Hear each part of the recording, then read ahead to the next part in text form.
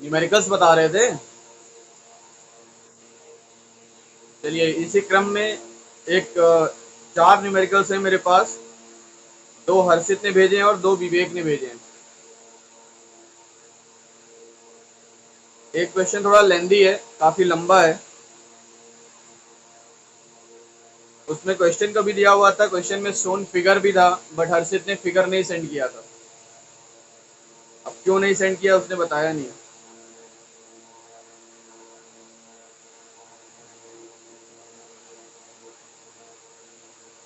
तो उसको मैं बता नहीं पाऊंगा हर्षित, क्योंकि तुमने फिगर सेंड नहीं किया हुआ है।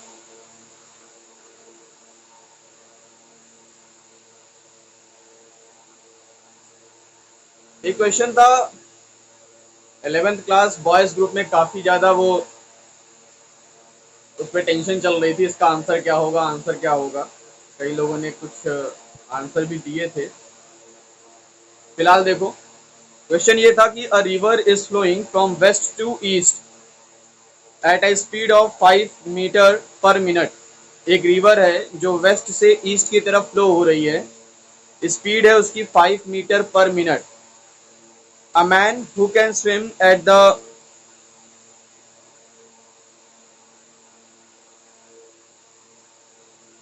Speed of 10 metre per minute in still water.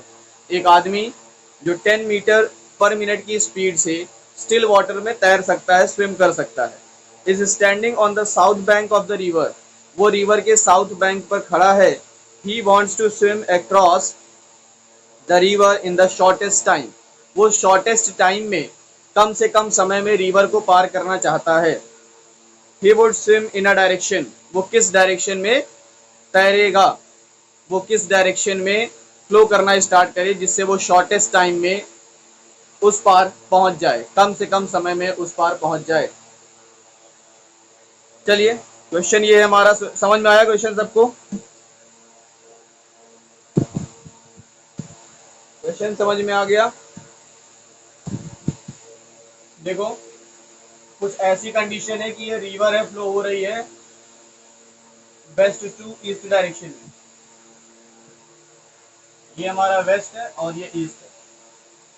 तो वेस्ट से ईस्ट डायरेक्शन में रिवर फ्लो हो रही है। रिवर की स्पीड है, वी आर लिख लेते हैं, 5 metre per minute. 5 metre per minute ये इसकी स्पीड है।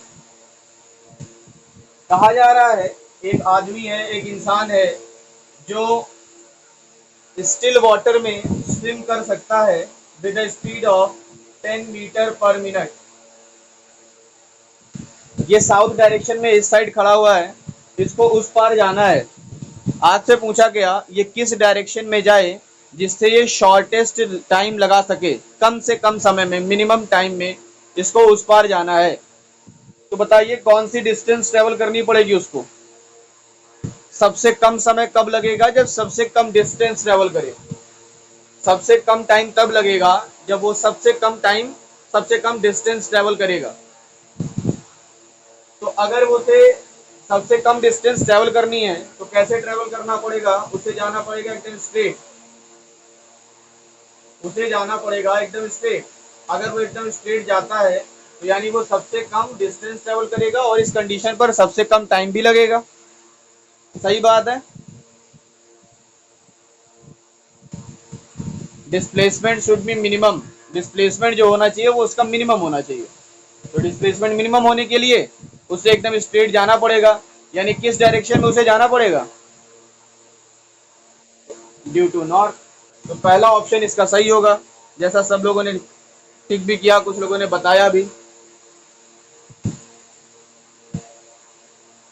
तो जैसा पहला ऑप्शन दिया था ड्यू नॉर्थ, दूसरा ऑप्शन था 30 degree east of north, 30 degree west of north and 60 degree east of north. तो इसका आंसर होगा ड्यू नॉर्थ। ठीक है। चलिए एक क्वेश्चन और था, वो क्वेश्चन है a velocity of a particle moving on a circular path is 5 centimetre per second. एक पार्टिकल की वेलोसिटी है जो सर्कुलर पाथ में मूव कर रहा है, पार्टिकल उसकी वेलोसिटी दी हुई है 5 centimetre per second towards north at any instant. किसी भी समय पर उसकी डायरेक्शन नॉर्थ की तरफ है, और उसकी स्पीड है 5 centimetre per second. On transversing 1/4 of the path, जब वो 1/4 पार्ट ट्रेवल करता है, its velocity is 5 centimetre per second towards east, तो उसकी डायरेक्शन जो है वो ईस्ट की तरफ हो जाती है और उसकी स्पीड अभी भी 5 सेंटीमीटर पर सेकेंड ही है। Estimate the change in velocity by using a vector diagram.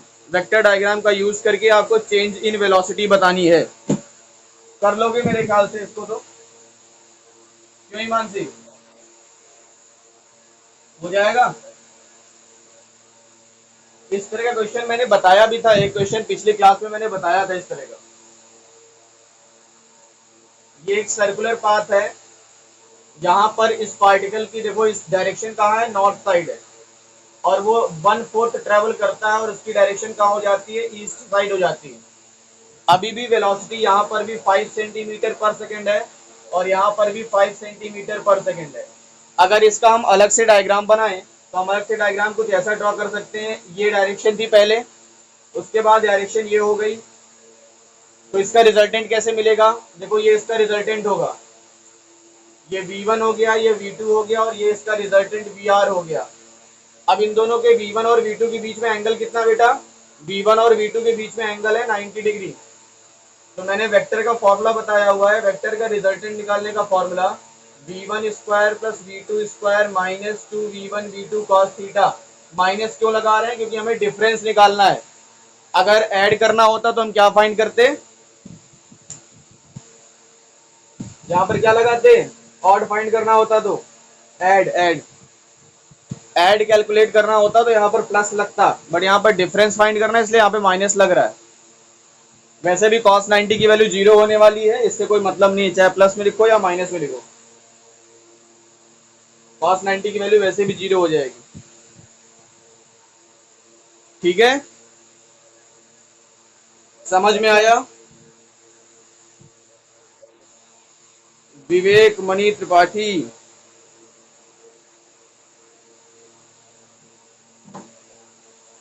है क्या, अरे बेटा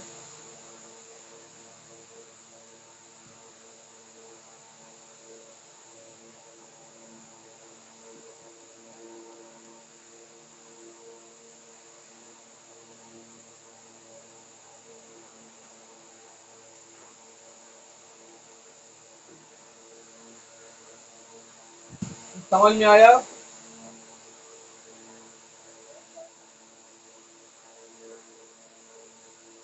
चलिए आगे बढ़े,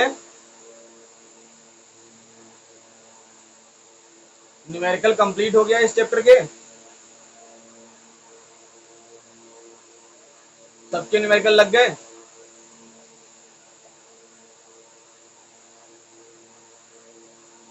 न्यूमेरिकल लग गए हो इस चैप्टर के, तो फिर हम लोग नेक्स्ट चैप्टर मूव कर सकते हैं या अभी नहीं, नेक्स्ट चैप्टर की तरफ मूव करते हैं। यस बेटा, बोलो।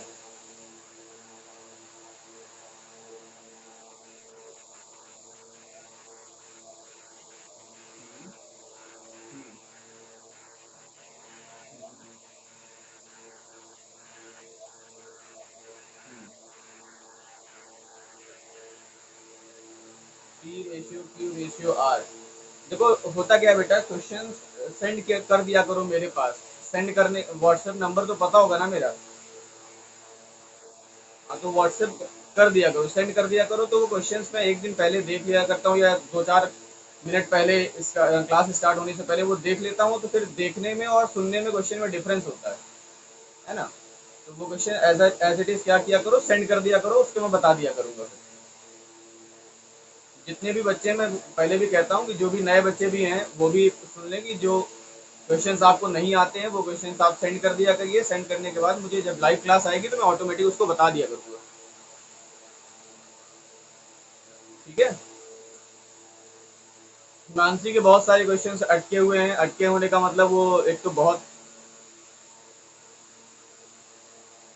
कुछ नहीं कुछ नहीं कुछ नहीं, आगे पढ़ रही है ना लड़की ये। समस्या ये है कि इसके क्वेश्चंस होते क्या है, जब मैं पढ़ा रहा हूँ वेक्टर तो भेज रही है force and laws of motion के, फ्रिक्शन के। अब मैं जब वो पढ़ाने लगूंगा तो पता चला तब तक क्वेश्चन भूल चुका हूँ। पागलपंती वाला काम करती हो।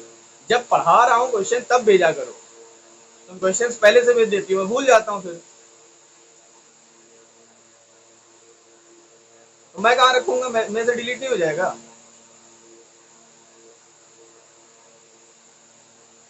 भूल जाता हूँ फिर मैं बताना।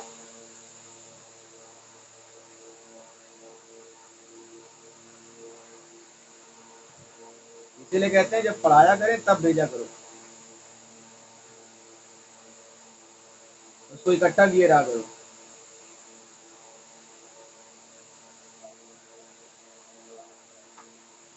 अपने पास रखो और क्या, मेरे पास भेज दो मैं। हाँ मैं ही मिलता हूँ।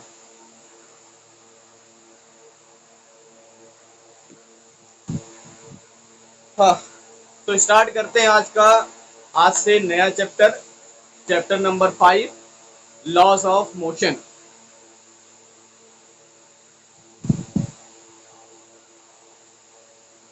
Chapter number 5, laws of motion.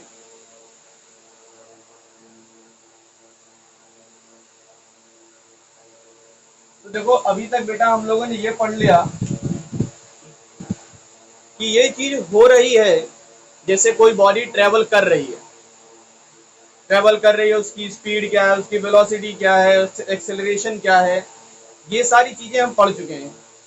अब हमें ये पढ़ना है कि ये मोशन हो रहा है तो क्यों हो रहा है, मोशन हो रहा है तो क्यों हो रहा है, अब हमें ये पढ़ना है।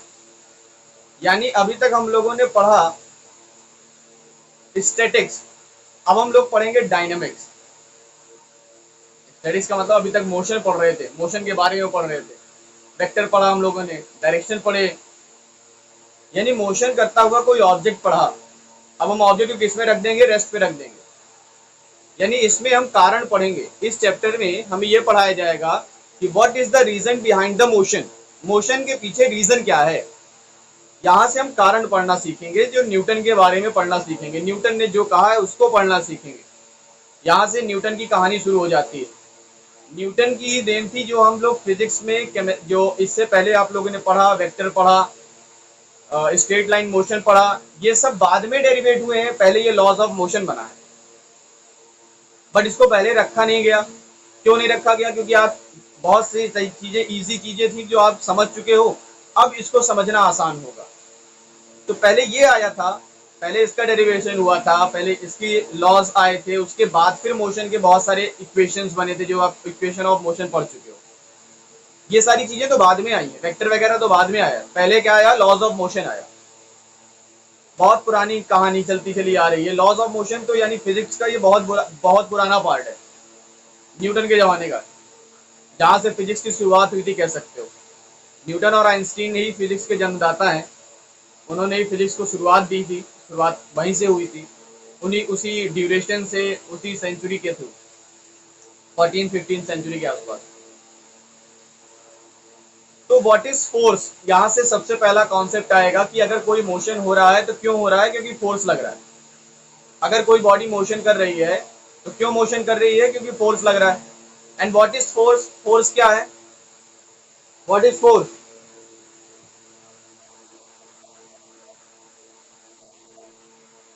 External effort.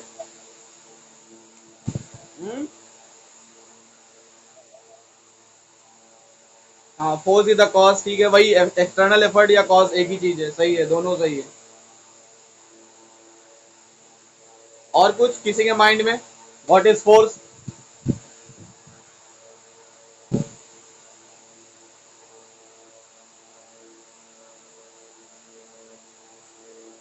Force is an external cause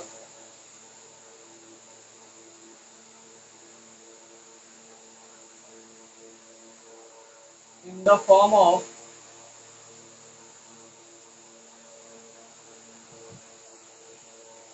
हाँ हाँ नोट करते जाओ, नोट करते जाओ, नोट करते जाओ इसको, वेक्टर के नोट सेंड किया था मैंने।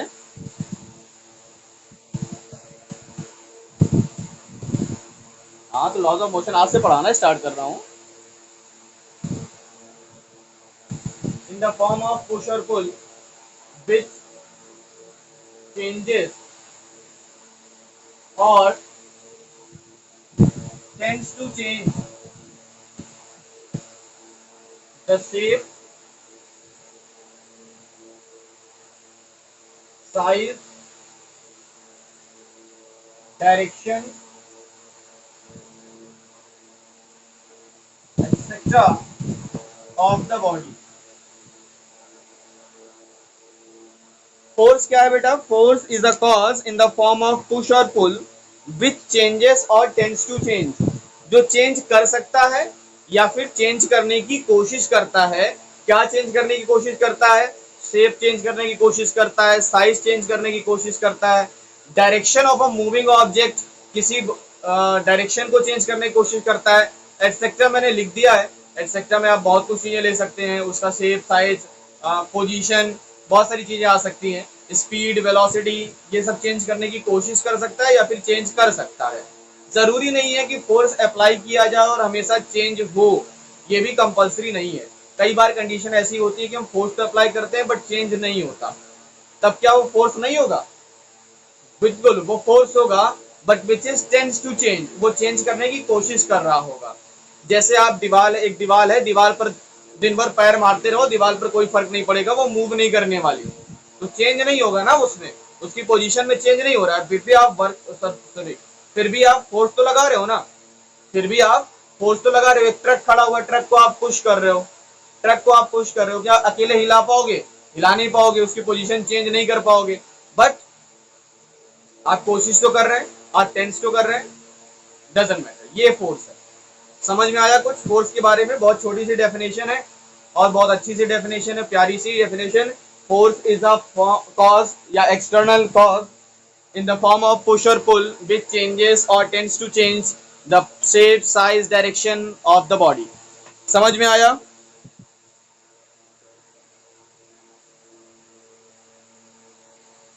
हाँ, लिख सकते हो, तभी मैंने एक्स्ट्रा लिख दिया क्योंकि मुझे याद नहीं आ रहा था। पोजीशन है, वेलोसिटी है, स्पीड है, ये सारी चीजें भी चेंज कर सकते हैं, मुझे याद नहीं आ रहा था इसलिए मैंने एक्स्ट्रा लिख दिया।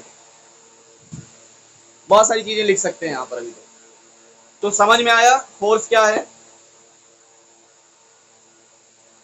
अब इसके बाद बात करें तो थोड़ा सा हिस्ट्री ऑफ फिजिक्स की बात करते हैं, हिस्ट्री ऑफ फोर्स की बात करते हैं। हाँ हाँ हाँ, एप्पल नहीं गिराएंगे। हिस्ट्री का मतलब कि फोर्स शुरू कहाँ से हुआ, फोर्स के बारे में दिमाग में आया कहाँ से, पहले क्या फोर्स कहलाता था या फोर्स कहते नहीं थे, कुछ दूसरा कुछ कहते थे उसको।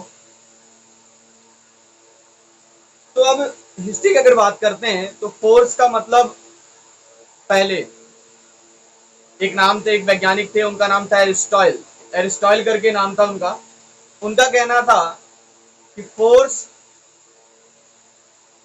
is an cause, force is a cause of motion of object, यानी किसी ऑब्जेक्ट का मोशन करना फोर्स है। अगर ऑब्जेक्ट मोशन कर रही है तो वो फोर्स है, और अगर ऑब्जेक्ट मोशन नहीं कर रही है तो फोर्स नहीं है।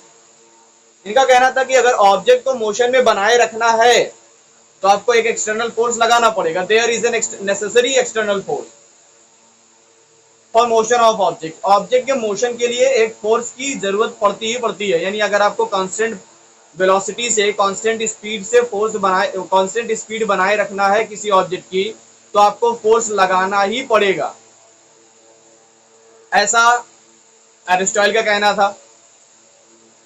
फिर गैलीलियो आए। गैलीलियो का कहना था कि फोर्स का कारण तो इनर्शिया है, फोर्स का कारण इनर्शिया है, इनर्शिया जितना ज्यादा होगा हमें फोर्स उतना ज्यादा लगाना पड़ेगा। तो कुछ हद तक ये भी सही हो गए, यानी एरिस्टॉटल का भी कहना सही था, गलत नहीं था। वो अर्थ पर वैलिड थे, अर्थ पर वैलिड थे, बट अर्थ के बाहर जाते ही ये वैलिड खत्म हो जाते थे, ये गायब हो जाते थे। मतलब इनका जो लॉ था कि फोर्स बनाए मतलब मोशन बनाए रखने के लिए फोर्स की जरूरत थी, ये अर्थ पर तो वैलिड था, ये क्योंकि ग्रेविटी वर्क कर रही थी। बट अर्थ से बाहर जब गए तो वहां पर ये फेल हो गए। अर्थ से बाहर के मोशन के लिए भाई क्वेश्चन ये आया, क्वेश्चन ये जनरेट हुआ, उस क्वेश्चन का जवाब ये नहीं दे पाए कि ऐसा क्या कारण है कि सन जो है, सन के चारों तरफ अर्थ मूव कर रही है, तो वहां पर कौन फोर्स लगा रहा होगा। मून अर्थ के चारों तरफ रिवॉल्व कर रहा है, तो वहां पर कौन फोर्स लगा रहा होगा। और स्टाइल इसका जवाब नहीं दे पाए, और स्टाइल इसका जवाब नहीं दे पाए, तो उनकी थ्योरी वहां पर फेल हो गई। अर्थ पर वैलिड थे, बट अर्थ के बाहर पूरे यूनिवर्स के लिए वो वैलिड नहीं थे। फिर इनर्शिया का कॉन्सेप्ट आया, तो गैलीलियो ने बताया इनर्शिया के कारण से फोर्स लगता है, force is due to inertia. Inertia नहीं होगी तो फोर्स नहीं लगेगा। अब इनर्शिया को इन्होंने काफी डिफाइन किया। फाइनली लास्ट में एट लास्ट न्यूटन आए, न्यूटन ने ग्रेविटी बताई। न्यूटन ने जब ग्रेविटी बताई, लॉ ऑफ ग्रेविटेशन दिया, तब पूरे यूनिवर्स के लिए वो लॉ सही था। यानी पूरे यूनिवर्स में आप उन लॉस को फॉलो कर सकते थे जिनको हम कहते हैं लॉज ऑफ मोशन। यही लॉज ऑफ मोशन न्यूटन के 3 लॉज ऑफ मोशन बने, 3 लॉ बने, जो 3 लॉ न्यूटन ने बताए, उससे यूनिवर्स का किसी भी ऑब्जेक्ट के मोशन को आप डिफाइन कर सकते हैं बड़े आसानी से। तो न्यूटन का ही 3 लॉ पढ़ा जाता है फिलहाल। हालांकि एरिस्टॉटल के बारे में भी पढ़ना जरूरी है, उनके बारे में भी जानना जरूरी है, और गैलीलियो के एक्सपेरिमेंट्स के बारे में भी जानना जरूरी है। तो मेरे ख्याल से सभी के पास बुक्स होंगी, आप बुक्स में से एरिस्टॉटल के एक्सपेरिमेंट्स और गैलीलियो के एक्सपेरिमेंट पढ़ेंगे। कल का काम आपका ये होगा, होमवर्क ये होगा कि गैलीलियो के एक्सपेरिमेंट पढ़ने के बाद आप मुझे कल ये बताएंगे कि गैलीलियो के एक्सपेरिमेंट आपको समझ में आए या नहीं आए, और मैं एक्सपेरिमेंट्स के जो एक्सप्लेनेशन है वो मैं सुनना चाहूंगा आप लोगों से। बिना पढ़े जाहिर सी बात है कोई एक्सप्लेन नहीं कर पाएगा। तो कल की क्लास सिर्फ और सिर्फ गैलीलियो के एक्सपेरिमेंट पर बेस्ड होगी, और उसके आधार पर फिर हम इनर्शिया को डिफाइन करेंगे कल की क्लास में। समझ में आया? कल क्या करना है आप लोगों को, तो ध्यान से गैलीलियो के एक्सपेरिमेंट्स को पढ़ना है। जो गैलीलियो के एक्सपेरिमेंट किया है उस एक्सपेरिमेंट को पढ़िए। क्या समझ में आया, क्या नहीं समझ में आया, वो सारी चीजें कल हम डिस्कस करेंगे कि आपको क्या क्या चीजें समझ में नहीं आई हैं। सबको टाइम मिलेगा, जितने लोग कल कनेक्ट रहेंगे सबको एक्सप्लेन करने का टाइम मिलेगा। 5-5 मिनट में सबको दूंगा। 5 मिनट बहुत होते हैं और ज्यादा लोग आते नहीं हो आप लोग, तो आराम से हम लोग एक्सप्लेन करेंगे, सीखेंगे कि गैलीलियो के क्या क्या लॉ थे, गैलीलियो ने क्या डिस्कशन किया, एक्सपेरिमेंट करने के बाद उन्होंने क्या रिजल्ट निकाला। वो सारी चीजों को हम एक एक करके डिस्कस करेंगे, सभी बच्चों से पूछेंगे और सभी के जो डाउट्स होंगे वो डाउट्स क्लियर करेंगे। ठीक है, सबको मौका दिया जाएगा, किसी को ऐसा नहीं होगा कि कोई भी छूटेगा। जितने लोग ज्वाइन करेंगे सब बताएंगे, सब एक्सप्लेन करेंगे। इसलिए कह रहा हूँ पढ़ करके आओ, आराम से पढ़ो। दिन भर का टाइम है आप लोगों के पास, कल तक पढ़ो आराम से, और कल हमें एक्सप्लेन करके बताओ कि गैलीलियो ने क्या कहा था। ठीक रहेगा? और एक चीज ये ध्यान रखना कि जब एक लोग एक्सप्लेन करेंगे तो दूसरे शांत रहेंगे, उनके चीजों को सुनते रहो। जब मैं पूछूंगा कि किसी को डाउट है तब डाउट पूछना, आराम से डिस्कस करेंगे, मजा आएगा कल की क्लास में। ठीक है? कल की क्लास में ऐसा होगा कि अगर मान लीजिए ज्यादा लोग ज्वाइन कर गए, टाइम कम मिला, तो आप रिज्वाइन कीजिएगा, कल रिज्वाइन भी करेंगे। फिर 40 मिनट के बाद क्लास ओवर होती है, तब भी डिस्कशन कल चलेगा गैलीलियो के लॉ पर, क्योंकि मजा आएगा। गैलीलियो का लॉ बहुत अच्छा है, उन्होंने एक्सपेरिमेंट बहुत अच्छे अच्छे किए हुए हैं, उन एक्सपेरिमेंट को देखना है, समझना है। ठीक है? हाँ, नहीं आज नहीं, नहीं नहीं आज नहीं करना। आज तो टाइम बहुत बचा हुआ है, मेरे पास टाइम आज बहुत है। मैं 2 मिनट लगेंगे मुझे, मैं एक क्वेश्चन लेकर के आता हूँ आपके लिए। फोर्थ चैप्टर का है, वेक्टर का एक क्वेश्चन है, लिखा रखा हुआ है मेरे पास, मैं 2 मिनट में लेकर के आता हूँ। अच्छा क्वेश्चन है इसलिए बताने का मूड कर रहा है वो। ठीक है, बस 2 मिनट वेट करना। चलो, एक क्वेश्चन आया है, बहुत अच्छा क्वेश्चन है ये, याद आ गया मुझे, अच्छा लगा याद आ गया, इसलिए मैं कहा बता देता हूँ। तो सभी लोग स्क्रीन पर देखना, मैं दिखाने की कोशिश कर रहा हूँ, शायद आपको क्वेश्चन दिख जाएगा। सभी लोग स्क्रीनशॉट ले लो, दिख रहा है?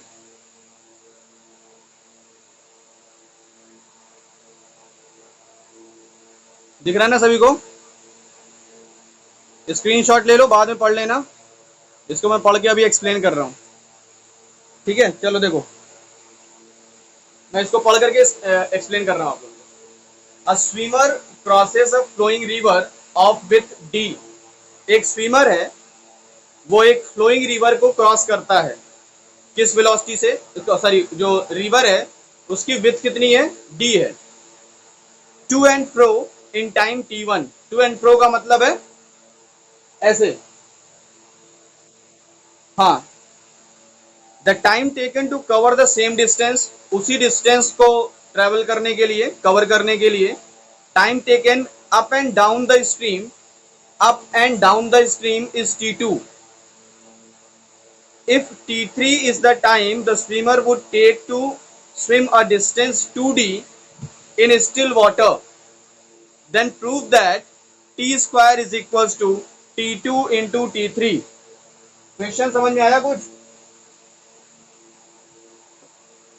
कुछ क्वेश्चन समझ में आया? नहीं?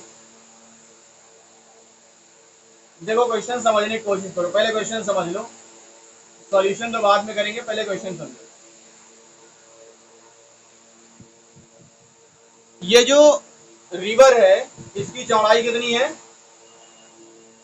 डी है। इसकी विथ जो है वो डी है। एक स्विमर है, वो इसको टू एंड फ्रो कवर करता है। टू एंड फ्रो का मतलब है यहां से यहां, ऐसे डायरेक्शन में, इस डायरेक्शन में कवर करता है। कितना कवर करता है? टू एंड फ्रो का मतलब गया और आया t1 टाइम में। t1 टाइम लगता है इसको, t1 टाइम लगता है इसको अप एंड डाउन जाने में। अब इतनी ही डिस्टेंस ट्रेवल करने में, इतनी ही डिस्टेंस ट्रेवल करने में, यानी डी डिस्टेंस ही ट्रेवल करेगा। डी डिस्टेंस ट्रेवल करेगा जब वो अप एंड डाउन करता है। अप एंड डाउन का मतलब डाउन स्ट्रीम और up stream. Up stream, down stream का मतलब है ये पानी बह रहा है इस डायरेक्शन में तो जाएगा इस डायरेक्शन में, फिर वापस आएगा इस डायरेक्शन में। समझ में आया? यानी डी डिस्टेंस गया और डी डिस्टेंस फिर से आया, इसमें टाइम इसको लगता है t2। और कह रहा है कि 2d डिस्टेंस ट्रेवल करने में, 2d डिस्टेंस ट्रेवल करने में स्टिल वाटर में, स्टिल वाटर में 2d डिस्टेंस ट्रेवल करने में उसे कितना टाइम लगता है? t3 टाइम लगता है। तो आपको प्रूव करना है कि t1 square is equals to t2 into t3। ये प्रूव करना है आपको। पहले बताओ, क्वेश्चन अच्छा है कि नहीं?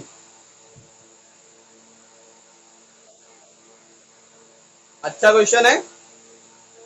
चलो थोड़ा सा सॉल्व करने की कोशिश करते हैं इस क्वेश्चन को।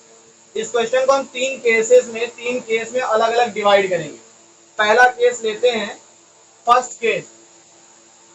क्या हो बेटा?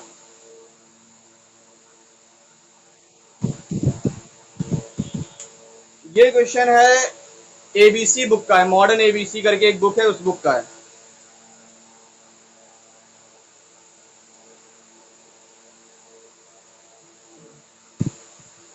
केस फर्स्ट लेते हैं बेटा। केस फर्स्ट देखो, ये रिवर है, रिवर की चौड़ाई कितनी है? डी है। एक आदमी यहां से स्ट्रेट जाना चाहता है, क्योंकि वो टू एंड फ्रो का मतलब एकदम स्ट्रेट में यहां पहुंचना चाहता है। कहां पहुंचना चाहता है? एकदम स्ट्रेट यहां पहुंचना चाहता है, यहां पहुंचना चाहता है। यानी उसका रिजल्टेंट जो होना चाहिए वो ये होना चाहिए, रिजल्टेंट। ये इसका रिजल्टेंट होना चाहिए, ये इसका रिजल्टेंट होना चाहिए। तो क्या पानी इस डायरेक्शन में फ्लो कर रहा है? पानी फ्लो कर रहा है इस डायरेक्शन में। वेलोसिटी ऑफ वाटर, तो क्या बताओ, वेलोसिटी ऑफ वाटर जो है, ये वेलोसिटी ऑफ वाटर इस, अगर ये यहां से चलता है, यहां ट्रेवल करना स्टार्ट करेगा, तो क्या ये यहां सीधा पहुंच पाएगा? क्यों?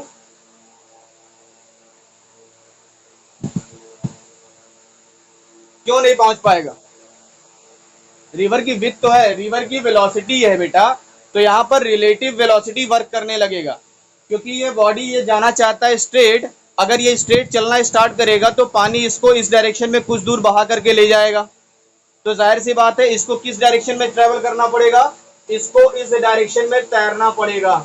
अगर वो इस डायरेक्शन में तैरेगा, किस वेलोसिटी से, मान लेते हैं यू वेलोसिटी से तैरता है, अगर वो इस वेलोसिटी में तैरेगा तब जा करके वो यहाँ पहुंच पाएगा। सही बात है। तो हम velocity, resultant velocity V R निकालना चाहते हैं।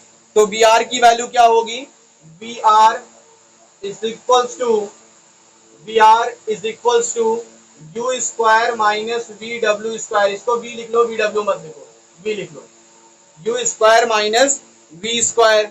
ये वी आर की वैल्यू आ गई। ठीक है, तो वी आर स्क्वायर क्या होगा, वी आर स्क्वायर होगा U square minus we square, U square minus we square. तो बताओ T1 की वैल्यू क्या होगी, time is equal to distance upon speed. Distance कितनी है 2d और स्पीड कितनी है under root u square minus we square. Case second, case second, जब ये आदमी, ये जो स्विमर है, जब ये फ्लो की डायरेक्शन में फ्लो करेगा, जब पानी की डायरेक्शन में तैरेगा, स्विम करेगा, तो उसकी स्पीड क्या होगी,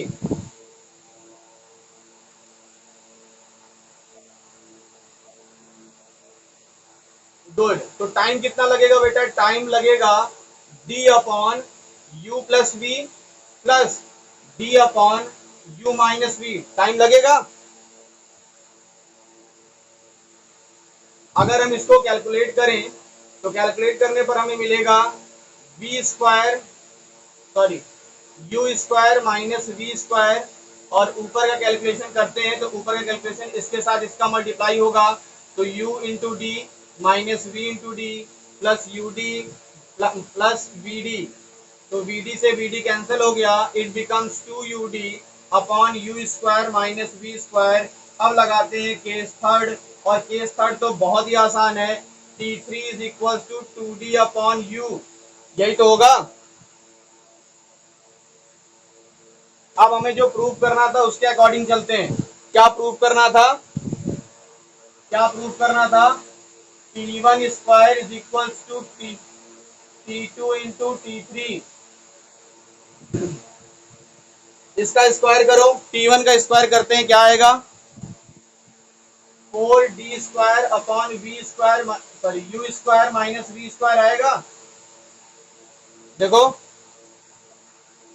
अब इन दोनों को मल्टीप्लाई करो, इन दोनों को मल्टीप्लाई करो तो क्या मिलेगा, ये दोनों मल्टीप्लाई होंगे तो हो जाएगा 2u d square, 4u d square होगा। देखो 2 2 जा 4, d स्क्वायर और u, इन दोनों का मल्टीप्लाई, u से multiply u square minus we square, u से u कैंसिल हो गया, आ गया 4d square upon u square minus we square is equal to 4d square upon u square minus we square. Prove हो गया, hence prove. समझ में आया, क्वेश्चन अच्छा था, सॉल्यूशन गजब हो गया, मजा आया। चलो हाँ, पहले तो हार्ड लग रहा था, अब तो आसान लग रहा होगा।